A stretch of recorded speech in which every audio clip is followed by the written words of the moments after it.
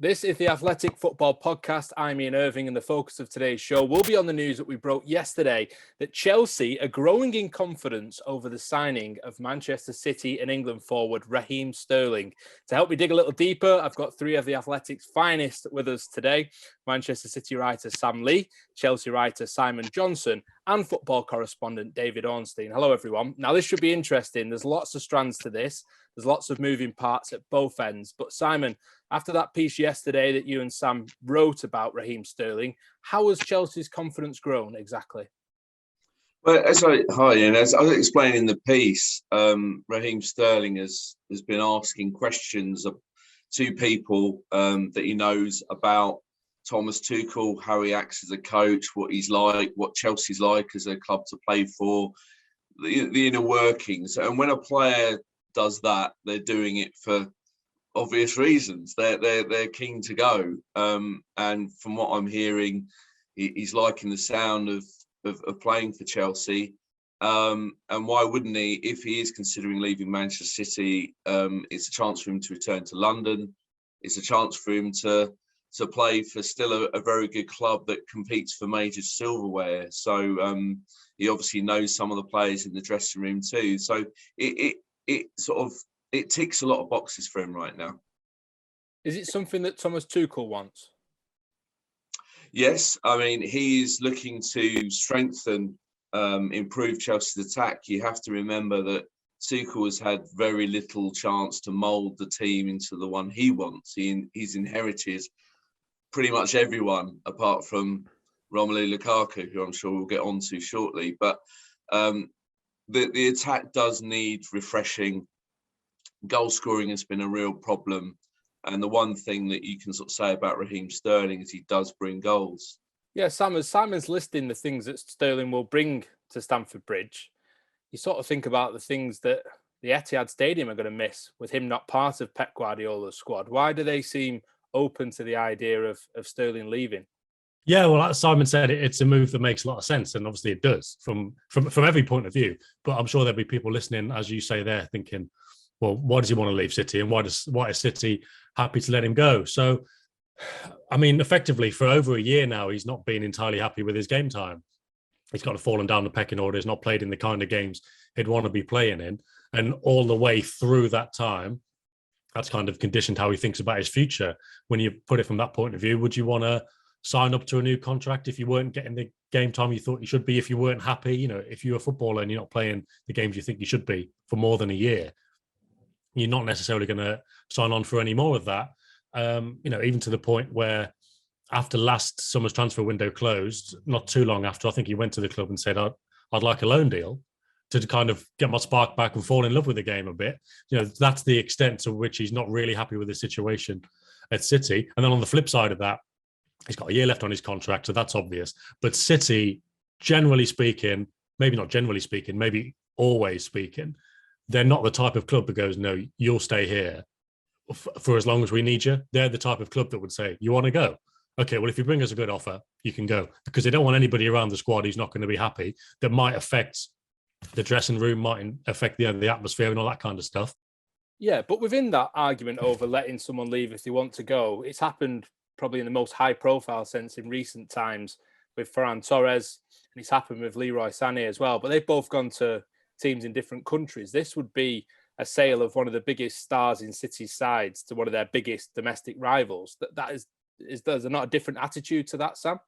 Yeah, it's not ideal.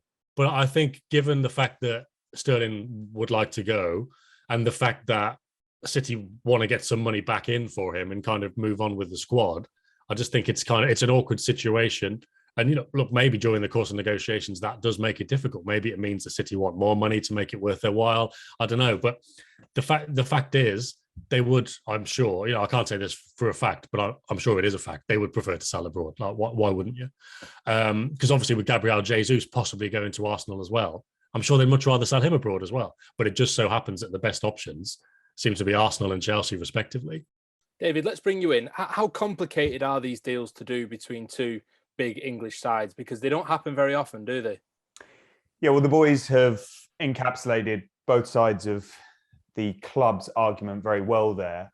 There is another element to this in that we need to look at what Sterling wants as well. And I reported about a month ago, I think it was the 13th of May, our understanding on his perspective, which was that he was waiting for the Nations League games with England to pass, and then he would, for the first time, properly discuss and decide upon his future, whether that would be to stay on a new contract at City, which is looking pretty remote, or whether it's to leave. And if he's to leave, it would be to a small number of football's elite clubs. And clearly Chelsea appear to be one of them. Their interest is genuine. He's got a decision to make. Does he want to take that opportunity, provided, as Sam says, the sort of money is on the table club to club and satisfactory, or one of the other options? City have a dilemma that we didn't mention there, that he's only got a year to go on his contract. Beggars can't be choosers. They can't really command the level of transfer fee from abroad. So the Premier League is a necessary evil for them to consider, unless they want him to run down the end of his contract. I don't think City are afraid of their own shadow. I don't think they fear dealing with Premier League clubs, because they're confident of themselves being able to rejuvenate, invest, stay at the top of the game, compete for honours, Premier League, domestic cups, Champions League as well. So it is complicated because of the rivalries, but in terms of the lines of communication, I don't think City would have an issue dealing with Chelsea. Their new ownership, Todd Boehly, has been calling around a number of clubs already to start negotiations for players, whether that be City, whether it be Inter Milan with Lukaku and that situation, which we'll come on to talk to later. He seems very proactive, which is perhaps more the American model that he's used to from the LA Dodgers. And of course, the future of Romelu Lukaku is a ginormous issue for Chelsea to get straight as well, David. Where are we up to with that? Yeah, well, this can change, like all situations, very quickly. By the time we've recorded this and put it out, things may have developed. But as things stand, Chelsea are pushing to get this deal finalised. It's all about whether Inter are going to accept their conditions and their president, Steven Zhang, because Chelsea, as has been well documented, would like a 10 million euros loan fee. I think Inter will need to cover all of the salary that they agree with Romelu Lukaku. He's keen on the move. So it feels like it's into the home straight now. People want to get it done as quickly as possible, but it's not quite there just yet. I mean, Chelsea for a while now have been exploring possibilities. You know, we reported back into the end of last season that they were admirers of Darwin Núñez. They also like Gabriel Jesus. So clearly their mindset, and that of Thomas Tuchel, who Todd Boehly seems to be giving a great amount of authority to so far, is on replacements and different possibilities for that position. Robert Lewandowski is another one who has been linked. So I'd be keen to hear sort of Simon's view. He touched upon Boehly and recruits there. You know, Chelsea also have admiration for bringing Nathan Ake back as a potential option. They've been linked with Kim Pembe. They've been, you know, reported to be very, you know, clearly targeting players in a number of positions, talking about bringing players from Inter Milan if they are going to sanction Lukaku's departure. So it feels like it's ready to explode, Simon, but largely once the Lukaku situation is resolved. Yeah, it does feel like that's been a significant distraction or obstacle to get sorted out first. The Lukaku signing has been, I'm trying to think of a polite way of putting it. Not gone well. It's been a bit of a disaster for everyone, for the player, for the club, and you have to say for Tuchel as well, because it doesn't reflect well on him that he's been given this great striker. You know, for whether you agree that he's great or not, but he's scored lots of goals at great cost that they brought him in for, and he's not got it to work. And clearly their relationship isn't that great if Lukaku's pushing to move and Tuchel's quite happy to let him go.